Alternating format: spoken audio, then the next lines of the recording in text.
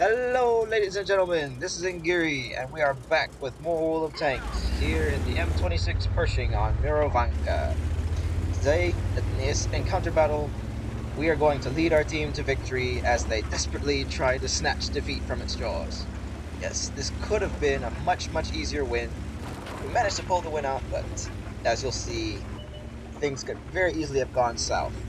Top tier, it's a tier 6 battle, tier 8 tank in a tier 6 battle. And what I'm thinking is, because it's encounter, I could just go try and fight the corner and where the cap is, but instead, I don't have, this tank doesn't have a whole lot of armor. Even at tier 6, the armor's not incredible. So I think what I'm going to do instead is pull into this central position and try to stop anybody from pushing the cap from the inside. And then I'll leave it up to the heavy tanks on my team to actually press that corner.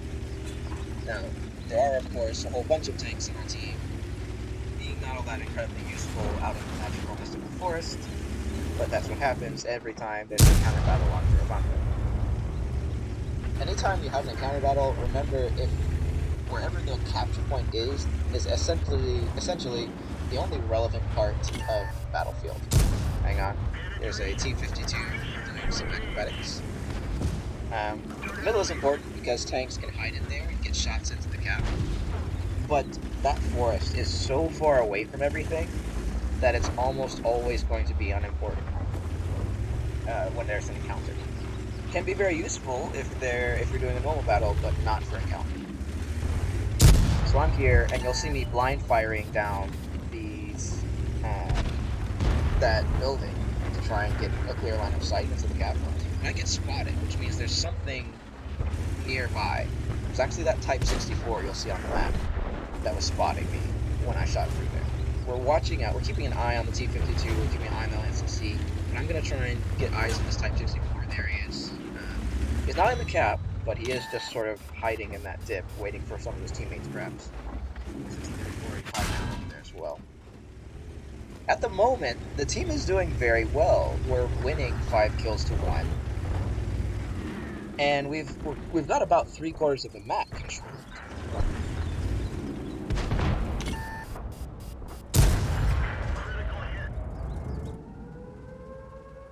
Go ahead and get the shutdown on this T-52.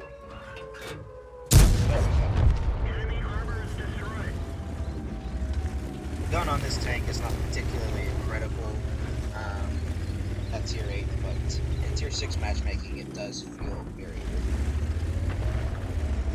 So now that I'm unspotted, no one else is going to see me, I want to go ahead and light up this cap circle. Hopefully I have some teammates who are going to be able to put some fire into it.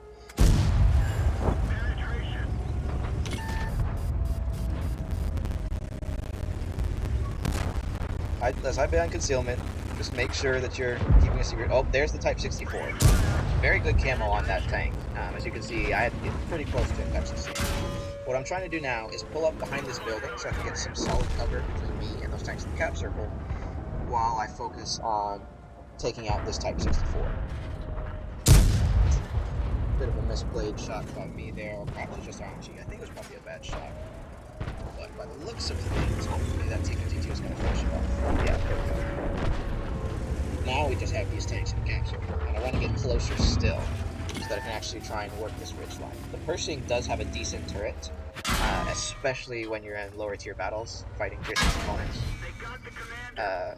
Those shots are going into my tracks, however, or going into my hole, because I haven't quite gotten into the dip, and there's some unspotted enemies up on that hill. Now I want to try and use the gun handling stats on this tank to get some shots in on these tanks that are capping. As you can see, we're still winning by kills, 10-5, but if someone doesn't interrupt that cap, they're going to end up capping out. That's what I just did.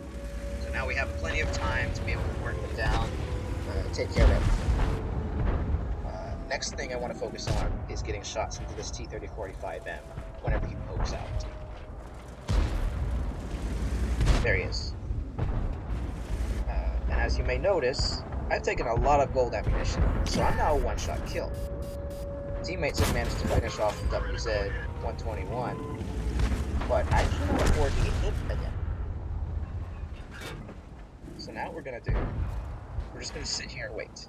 Our Teammates are there, they can spot, they can rush in. We're gonna bide our time, wait for the T-3485 man to poke out. Get a shot into him, pull back behind cover. There's 3 tanks left on the enemy team. It's the Tiger 2, T-3485M, and the Lanson C. And as you can see on the map, the Lanson C is way off course these Nordics. Quite a fast tank, so we could make it over here in time. But I'm not too worried about him at the moment because, as you can see, all of my teammates are between me and him.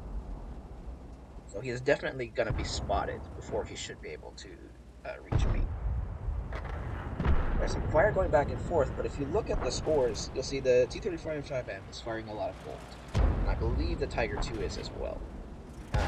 They are making very light work of my team, who is really struggling hard to be able to do anything to. Worry now, all of a sudden the scores are 12-10, and we're not in that much of a lead anymore. So I'm pushing in here to try and get some stronger pressure on this T-3045M, because he's not a one-shot kill. As long as I land my shot, I'll be able to take him out. There we go. And with that, Tiger 2 is now dead as well. But here's the dangerous part.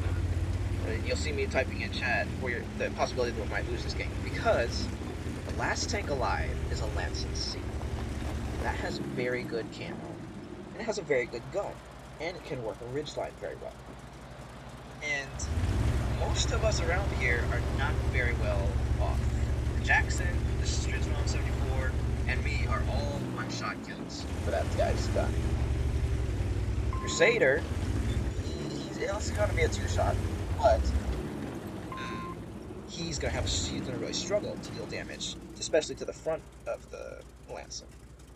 And the Carnarvon Action 10 is not going to be able to outspot the Lanson. So now I'm telling my teammates, I'm like, don't go chasing him.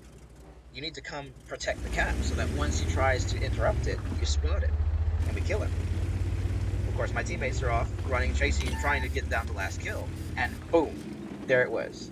I rolled across because I knew me and the Stridzron needed to be on opposite ends of the cap, so that the Lanson couldn't spot both of us at the same time, and boom, I got spotted as soon as I crossed that opening, which means he is in the middle. And he is going to have to poke out to interrupt if he wants to get any, if he wants to continue this game, if he wants to win. My team is not listening. I told them in chat where he was. They're just rolling off to his last reported position. Me and this Stridzron, it's up to us to actually win this game. Stridzvon's sitting here.